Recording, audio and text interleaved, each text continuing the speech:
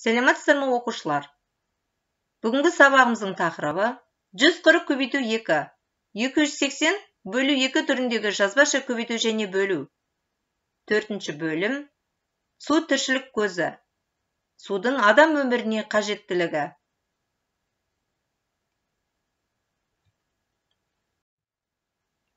Сабақтың мақсаты: шамалар мәндерін салыстыру және амалдар орындау. Сен 3 таңбалы санды 1 таңбалы санға көбейту және бөлу алгоритмінің жаңа түрін үйренесің.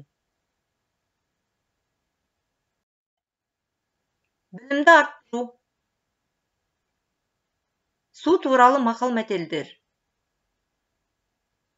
Судың да сұрауы бар. Су тіршілік көзі. Сусыз өмір жоқ.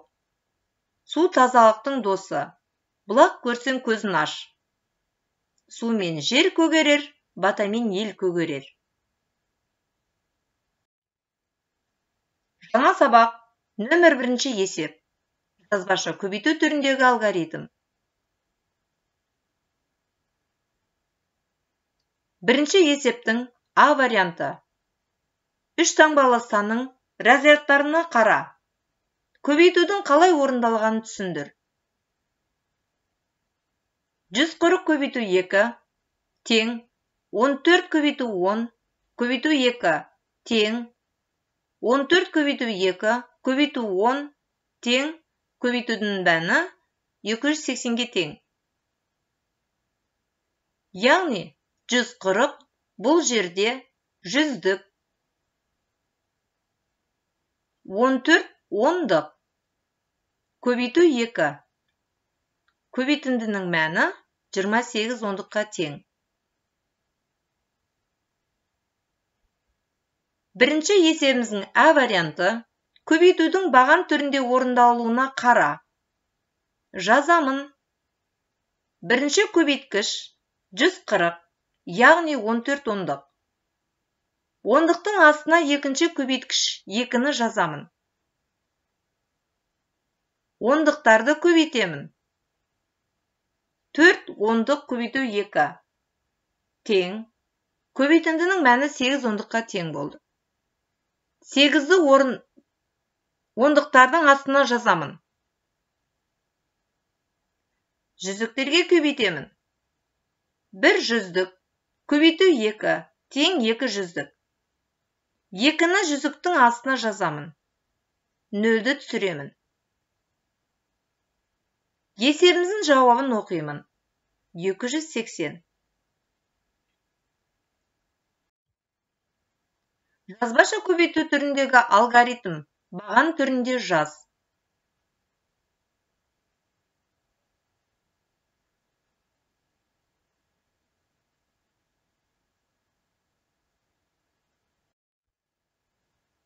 Жазбаша бөлу түріндегі алгоритм нөмірі 2 есеп.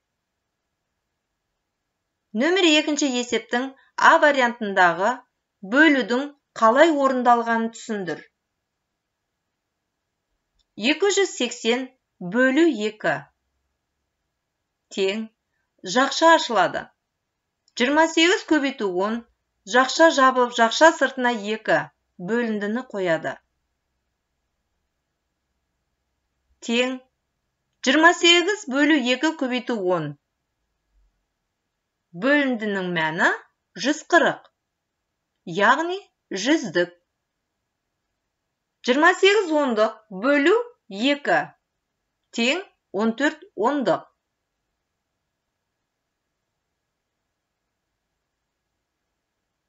Екінші есебіміздің А вариантындағы бөлудің баған түріндегі орындалуына қара. Жазамын. Бөлгіш 280 бөлгіш 2. Бірінші толымсыз бөлінгіш 2 жүздік.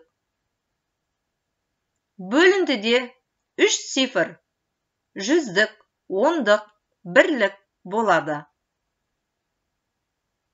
Жүздіктерді бөлемін. 2 бөлу 2.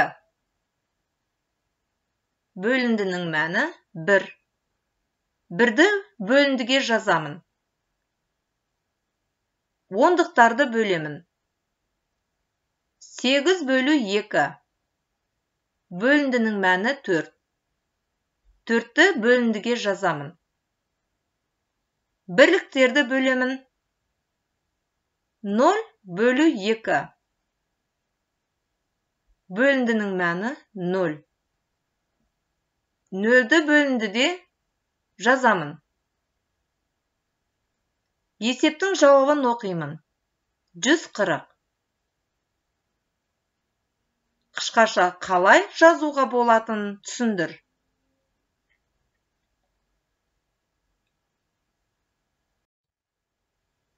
Жазбаша бөлу түріндегі алгоритм.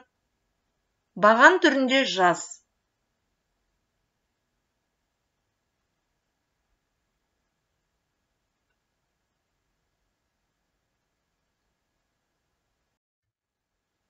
Нөмір 3-ші есеп. Баған түрінде жаз. Дұрыстығын тексер. Дәптермен жұмыс.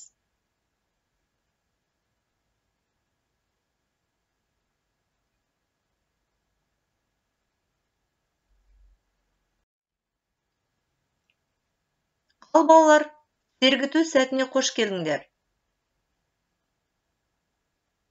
Мынау менің жүрегім, бәрі осыдан басталған. Мынау басым ақылды, бәрін осы басқарған. Мынау менің оң қолым, мынау менің сол қолым, барлық істі басқарған.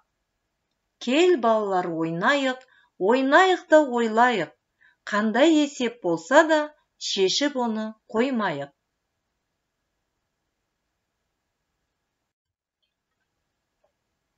Нөмірі 4-ші есебіміз өрнектерді баған түрінде жазып, оларды есепте.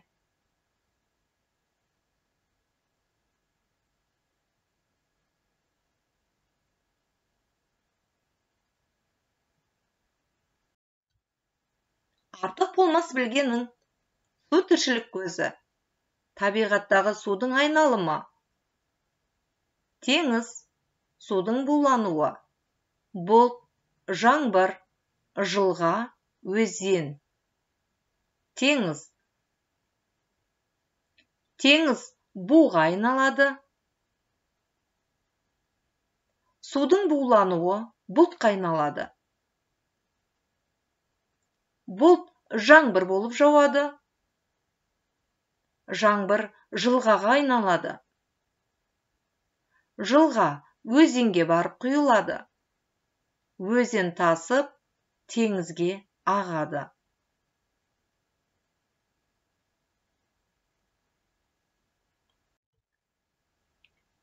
Ал балалар, бүгінгі үй тапсырмасы. Нөмірі 6-ші есеп, 5-ші бет. Кестені пайдаланып, тура теңдік және теңсіздіктер құрастыр. Оқулықпен жұмыс.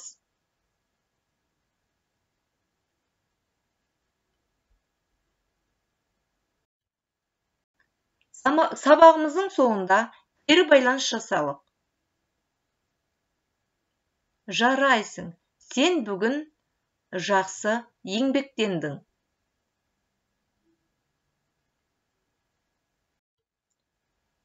Назар аударып тыңдағандарыңызға рахмет. Сау сәлеметті болыңыздар.